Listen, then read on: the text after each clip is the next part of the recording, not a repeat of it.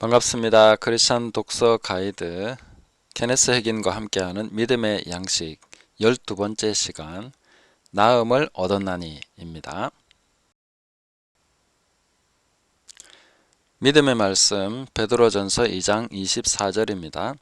친히 나무에 달려 그 몸으로 우리 죄를 담당하셨으니 이는 우리로 죄에 대하여 죽고 의에 대하여 살게 하려 하심이라. 그가 채찍에 맞음으로 너희는 나음을 얻었나니. 아멘. 네, 오늘은 간증 내용이 있습니다. 4년 동안 걷지 못했던 한 여자가 있었습니다. 의사들은 그녀가 다시는 걸을 수 없다고 말을 했습니다. 의사들은 종종 이렇게 자기들이 가진 지식으로 이야기를 합니다. 물론 그들은 최선을 다해서 그렇게 하는 것이죠. 그런데 케네스에게는 그 의사가 걸을 수 없다고 한 그 여인 옆에 앉아서 소리 내어서 직접 성경을 읽도록 해줍니다. 그 본문이 바로 그가 채찍에 맞음으로 너희는 나음을 얻었나니 이 말씀이었습니다. 회개는 그녀에게 묻습니다. 나음을 얻었나니 라는 것은 과거의 시제입니까? 현재 시제입니까? 아니면 미래 시제입니까? 그녀는 얻었다는 것은 과거 시제군요 하고 외쳤습니다. 케네스에게는 이 반응을 정말 잊을 수 없는 반응이었다고 얘기를 하면서 간증합니다. 그리고 만일 우리가 나음을 얻었다면 나도 나음을 얻은 겁니다. 그녀는 어린아이처럼 열광하며 곧이곧대로 하나님의 말씀을 받아들였습니다. 우리도 그래야만 합니다. 주님은 2000년 전에 이미 우리에게 치유를 주셨습니다. 지금 우리에게 치유해 주시겠다 이렇게 말씀하시지 않는다는 것입니다.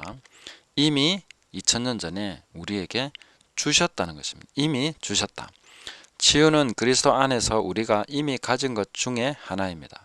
그것이 하나님의 말씀이 오늘 우리에게 보여주고 있는 것입니다. 그녀는 얼굴이 빛이 나면서 손을 들고 말했습니다. 하나님을 찬양합니다. 주님, 나는 내가 나았다는 것이 너무 기뻐요. 주님, 내가 다시 걸을 수 있다는 것이 너무 기뻐요. 이 상태에서 그녀는 아직 한 발자국도 걷지 않은 그 시점에서 이렇게 고백하며 주님을 찬양하기 시작했다 하는 것입니다. 자, 이제 케네스 에겐이 말했습니다. 일어나 걸으세요. 그녀는 두 다리로 껑충 뛰어 올랐습니다. 이렇게 간증을 해주고 있습니다. 자, 간단한 부연 설명하겠습니다. 위의 간증은 성경을 통해서 우리가 가진 것을 확인했을 때 일어나는 좋은 사례라고 볼 수 있습니다. 간증 속의 여인은 당시 믿음의 격려를 많이 받은 상태라는 것을 감안해야 합니다. 오늘날 우리가 믿음의 싸움을 싸우려고 할 때에 이 여인처럼 성경 한 구절 읽고 나도 바로 할 수 있을 거야. 저는 그렇게 되기를 바라고 또 그렇게 될 수 있다고 믿습니다. 그런데 혹시 나는 그런 믿음이 아직 안 생기는데 저렇게 한번 한다고 될까? 그렇다면은 믿음의 격려가 더 많이 필요한 상태다. 이렇게 이해할 수 있다는 것입니다. 그래서 어떤 집회, 믿음의 집회 안에서 그 안에서 믿음의 말씀 격려를 받고 메시지를 듣고 성경 해석을 듣고 하면서 또 많은 그 간증 사례나 이런 것들로 통해서 믿음의 격려를 많이 받은 상태에서 이 말씀을 탁 읽었을 때에 이것은 과거군요. 그러면 나는 나음을 입은 거군요. 이미 나는 치유 받은 거네요. 하면서 하나님을 찬양하는 것은 당시에 많은 격려도 있었을 것이다. 그리고 그 여인이 걸어온 믿음의 어떤 과정이 있었다는 것을 이해해야 된다는 것입니다. 이렇게 말씀드리는 것은 제가 믿음을 다운시키려는 것이 아니라 더 믿음은 많은 격려를 받는 것이 매우 중요하다는 것을 말씀드리는 것입니다. 그리고 이 여인이 지금 말하고 찬송하는 내용을 들어보면 믿음이 왔구나. 믿음이 온 상태라는 것을 알 수 있습니다.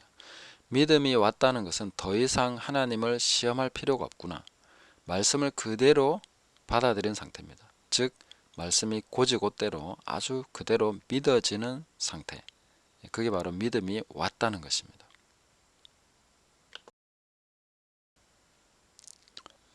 자, 믿음이 온 상태에서 우리는 실제로 갖지 않은 것을 이미 가지고 있는 것으로 생기지 않은 일을 이미 발생한 일로 받아들이게 됩니다. 이것은 뭐 환각 상태나 뭐 이렇게 잘못 생각하는 것이 아니라 확고하게 믿게 됐다는 것이죠. 그래서 아브라함이 믿은 것처럼 또 많은 하나님의 사람들이 믿은 것처럼 없는 것을 있는 것으로 가지고 있지 않은 것을 이미 갖고 있는 것으로 그렇게 확실하게 내가 인지하게 된다는 거죠. 그 사실을 그냥 알게 된다는 것입니다. 아, 그게 바로 믿음이 왔구나 하는 그 상태라는 것입니다. 그리고 그 상태에서는 모든 것을 이루신 하나님을 이미 이루신 그 하나님을 찬양하게 된다 하는 것이죠. 자, 케네스 해긴의 많은 가르침은 대개 치유로 귀결되는 성향이 있습니다.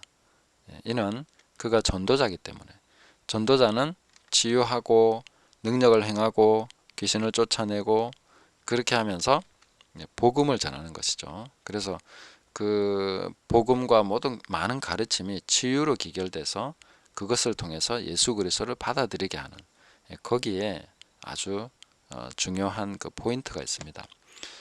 그런데 우리는 또 각자의 영역에서 케네스 해긴이 가르쳐주는 그 동일한 믿음의 원리를 가지고 적용해서 각 자기의 영역에서 승리하면 됩니다. 그렇게 할 수 있는 그 믿음의 원리는 동일한 거기 때문에 치유에 적용된 믿음의 원리와 내 삶의 어떤 다른 문제, 인간관계 혹은 뭐 재정의 문제, 또 다른 어떤 사업의 영역이나 또 다른 관계와 경영 이런 것의 영역에서 또 가정에서 모든 영역에서 같은 믿음의 원리를 적용해서 승리할 수 있다 하는 것입니다.